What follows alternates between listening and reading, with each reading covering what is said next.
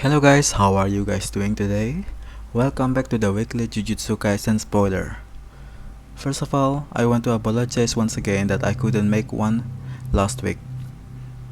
I was busy helping my father's business. But now here I am, doing it once again. By the way, to avoid copyright strikes, I will use other images as illustration for what happens in the chapter. But before we get to the spoiler, it would mean a lot to me if you guys click the subscribe button and the like button. It helps the channel push through the algorithm.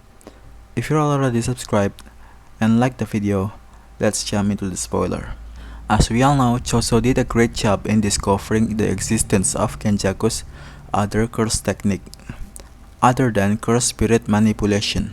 Yuki Tsukumo take the stage. We will see these two fellow special grade curse users brawl it out. Yuki said that her type of man is men who smell like dirt. Tsukumo Yuki then prepared to battle with her stance. Most of her veins appeared visible on her arms. Kenjaku said that he wants to take a look at Yuki Tsukumo's curse technique, but he was unable to do so, because there aren't any records about it.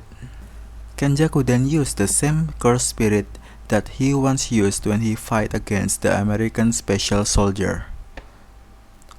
One of my subscribers said that it was a curse spirit based off Ganesha, one of the many gods in Hindu beliefs. Yuki then prepares her attack using her curse spirits. The curse spirit name was Garuda, which is also one of Hindu god. Garuda crawled up into a shape of a ball, and then Yuki kicked it so hard that it one-shotted the special grade curse spirit. Even Kenjaku was surprised to see how Yuki Tsukumo fight. Kenjaku wants to stay away from Yuki since he is still unable to understand her curse technique. But Yuki then explained it. Her curse technique is manipulating mass.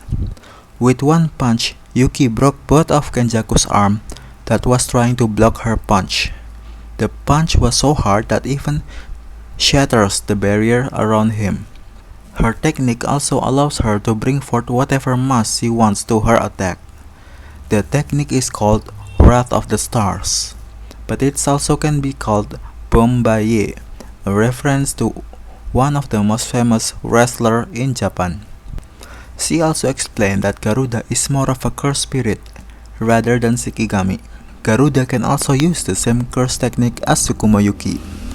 Kenjaku then healed his broken arms with a reverse curse technique. Right now, he is thinking on how to defeat the monster that is standing in front of him, since he knew that any curse spirit that he will use will just die in one hit. Both Kenjaku and Yuki felt annoyed at one another. Yuki is trying to predict on how many curse technique does Kenjaku have. She somehow has the confidence that the technique extracted by Uzumaki can only be used once. So, Kenjaku couldn't use Mahito's idol transfiguration anymore. According to her, she only knows 3 so far. The first is Geto's curse spirit manipulation. The second was the gravity technique he used to defend against Choso supernova. And the third was reverse curse technique. But this doesn't close off the possibility that Kenjaku got more in his sleeves. Kenjaku himself was annoyed at the first special grade sorcerer in front of him.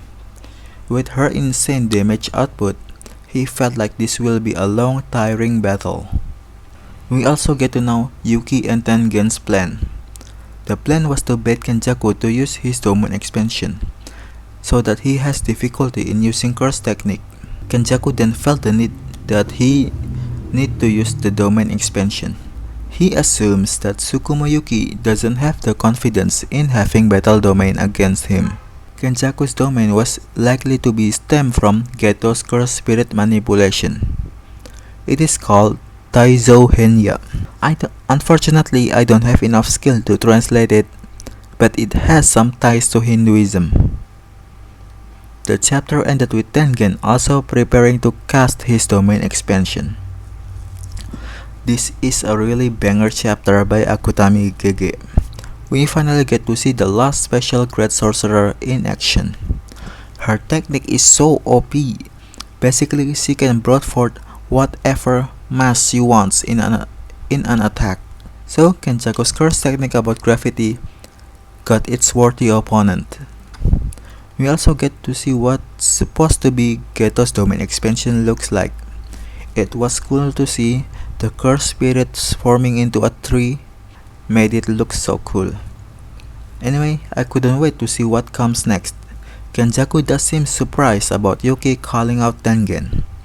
But since the domain has been cast, Kenjaku couldn't back away from it. What do you guys think about this chapter? Do you guys think Kenjaku will prevail in obtaining Tengen? Or will Yuki prevail in defeating Kenjaku once and for all? Leave what you think in the comments below. See you guys in the next video.